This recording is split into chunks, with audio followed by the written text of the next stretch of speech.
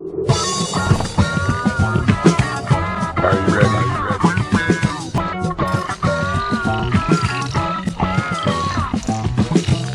Are you ready? Well, happy Canada Day, or happy Canada Day week, I guess it is, being in the middle of the week. 148 years old, Canada is. Happy birthday, Canada.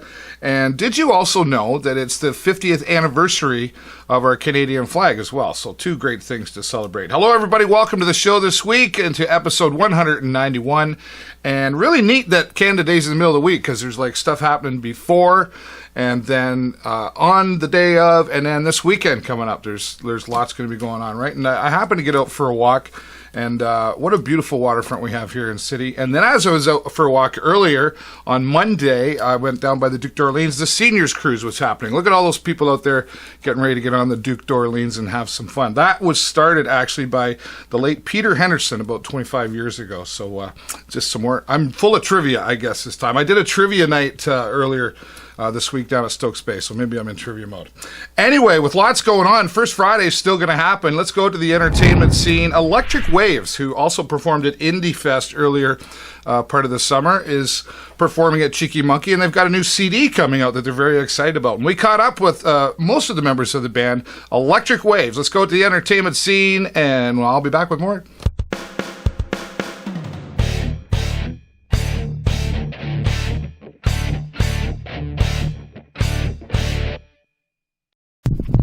This week on the entertainment scene, we're in a band cave once again. We seem to keep getting downstairs to these local bands. And Electric Waves joining us here. And, of course, Electric Waves played Indie Fest recently and had some success there. Hi, guys. How are you? Doing well. Great. Thanks so much for being here. And thanks for playing Indie Fest, by the way, as well. That was a lot of fun. Thank you for having us. No problem. Now, Spencer, we're going to let you take the lead here and introduce yourself and everybody here in the band. Right. I'm Spencer Charlton. I play lead guitar in this great band.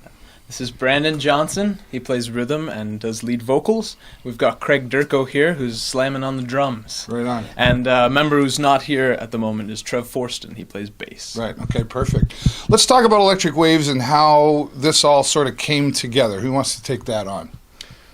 Well, it all started probably, like Electric Waves isn't that old. Right. Less than a year, really.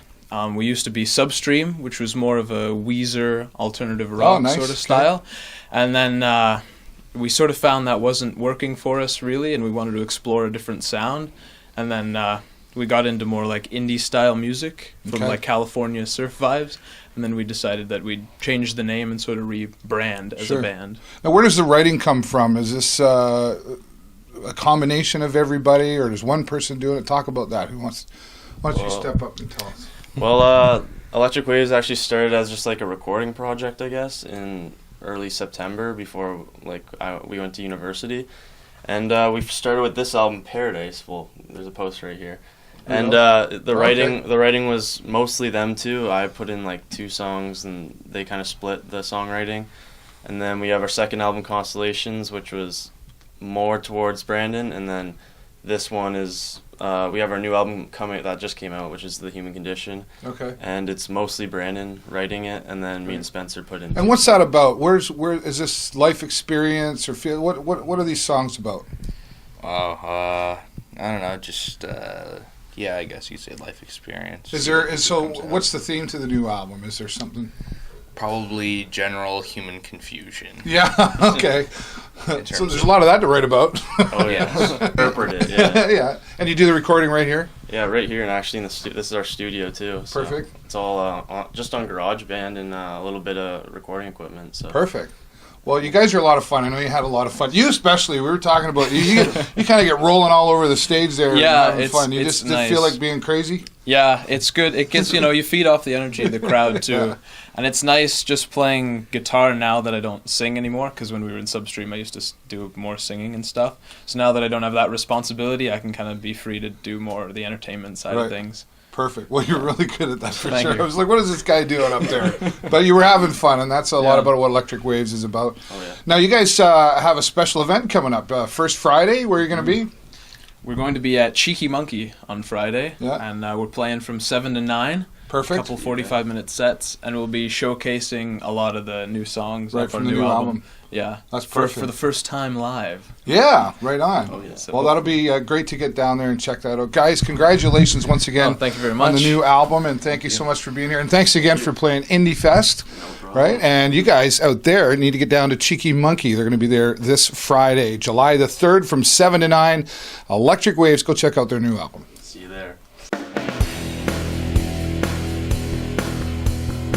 All right, Electric Waves, once again, coming to Cheeky Monkey for First Friday. They'll be down there from 7 to 9 p.m. And as the guys mentioned, they've got their new CD out. So get down there, have a listen, buy their new CD, and support great local independent music. And other local artists have their CDs there as well, so you can check that out. So thanks again, Electric Waves. We're looking forward to seeing you down at First Friday.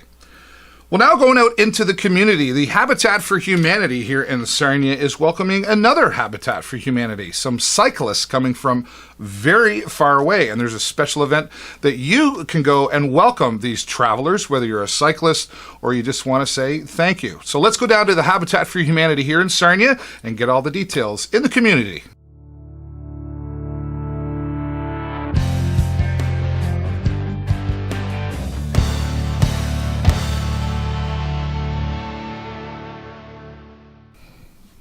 This week out in the community, we're here at the Habitat for Humanity, here at the Restore, and we're talking to the Executive Director for Habitat, Sarah Reaume. Thanks for being here, Sarah. It's my pleasure. You've got a special event coming up, some travelers coming through. Tell us what's happening with that. Well, this is actually a wonderful opportunity for us to play host to one of our sister affiliates, Habitat for Humanity Manitoba. This is their 22nd Cycle of Hope bicycle ride. Oh, wow. They do a 1,000-mile ride. We have 50 cyclists and 10 support staff coming through Sarnia on Wednesday, the 8th of July. And our affiliate and this community, in fact, is playing host to them overnight before they move on to their next stop. So what kind of things are you going to do to be hospitable? Well, the folks at Temple Baptist Church have very kindly opened their doors to these people so that they have a place to unroll their bedroll and bring their bikes in. And we've pledged to feed these folks supper and breakfast in the morning before they go on their way. So our plan at this point, weather permitting, is to gather them up on a Sarnia city bus and take them via the scenic route to Canatera Park. We're in picnic area number 1. Where all of a huge team of volunteers have put together a potluck dinner for them. And we are also going to have several coolers full of hot dogs and buns and cold drinks, so that if folks want to come up and bring greetings from Sarnia Lambton, in fact, even better if they rode up on their bicycles. So you're welcoming the public to come and say hello. Exactly, to come up and say hello and give a warm Sarnia Lambton welcome to these folks, and to hear a little bit about their adventure. Certainly Canatera Park in the summertime is a great place to be. Absolutely. And our barbecue, it's $5 for a hot dog and a pop. Okay. And we're close. Our picnic area is located close to the band shell, and there's music that night as well. Perfect. And then again, all of these very intrepid, very dedicated cyclists we're at the front end of their 1,000-mile run. Yeah. So now these cyclists, are they a part? What is their part at Habitat, or are they volunteers, or are they just local people that said we want to go for a bike ride? Exactly. These are just folks who are supporting Habitat for Humanity Manitoba's build program. They each have to raise a minimum of $2,500 plus pay $500 towards the support costs to do the ride. And many of them go out and secure additional corporate sponsorship. So the Manitoba Cycle of Hope ride, again, this is their 22nd year, annually raises almost $200,000. That's wonderful. For their work in Manitoba.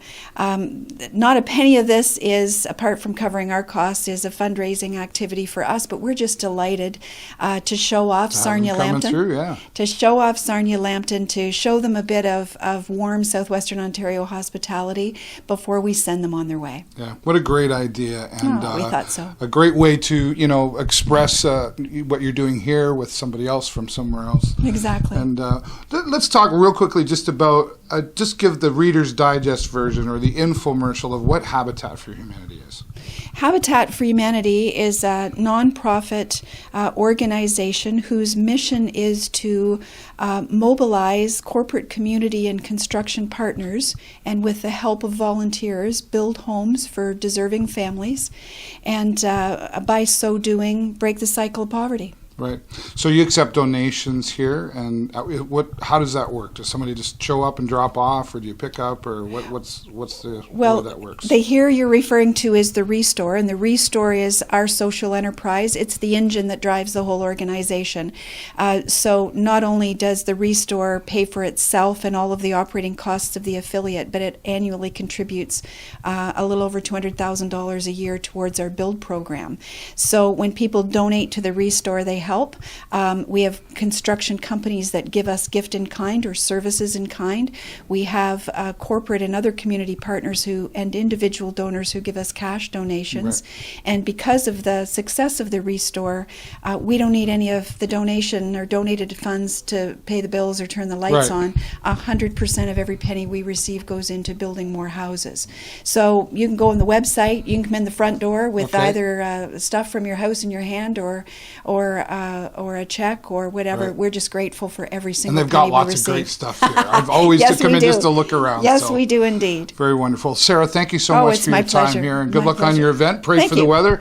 We're here once again at Habitat for Humanity, and we're going to go back to the studio and talk some more and remind you of all the details for this great local community event.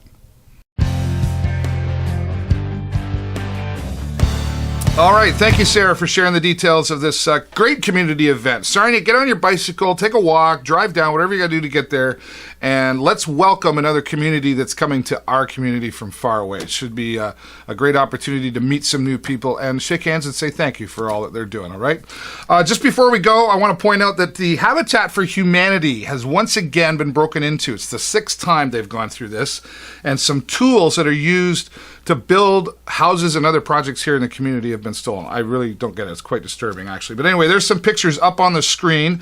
Take a close look, and if you can help or identify anybody in those pictures, give the local Crime Stoppers a call or call the Sarnia Police at 344-8861, and let's prevent this from happening once again here in our community. Thanks again, Sarah, and we look forward to seeing you at the event.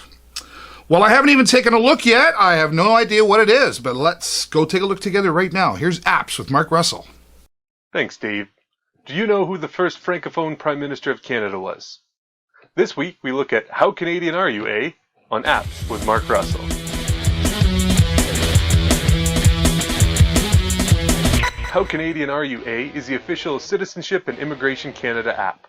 It's a fun quiz that'll put the argument about who is more patriotic to rest once and for all.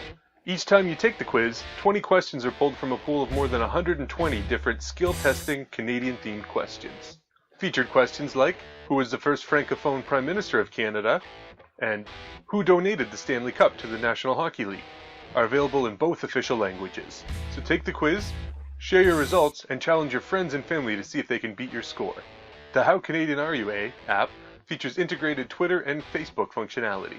It also has a detailed review system so you can see which question you answered correctly and incorrectly. The real question is, how Canadian are you, eh? How Canadian Are You, eh? is available for free on Android, iOS, and BlackBerry. This has been Apps with Mark Russell. All right, well, there you go. Mark Russell always got something interesting to share with us here. And if you know of an app that you'd like him to talk about, send him an email to info@markrussellsarnia.com. Thanks, Mark. I'll look forward, as always, to seeing what you got for us next week. All right, well, you know what time it is. Turn it up and take a look. Here we go. It's local events calendar time.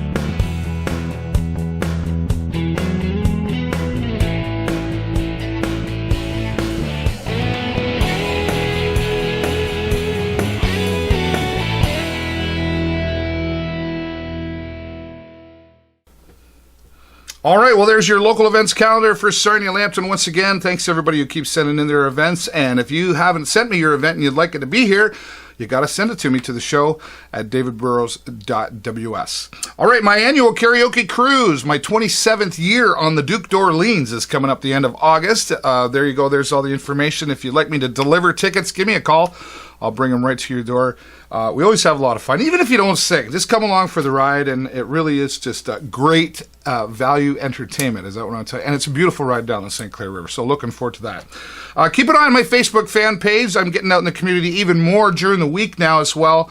And if you've got a special event you'd like me to come and do an interview about your event, or you'd like me to do a live broadcast, or just get the word out there more, reach out to me, all right? Once again, the show at davidburrows.ws, and that phone number on the screen is the office here to the show, so you can call me and we can make arrangements for that as well. All right, thanks so much, everybody, for watching. That's all the time I got for you this week. Have a great week and an even better weekend, and I'll see you next time right here on the show. Bye-bye for now.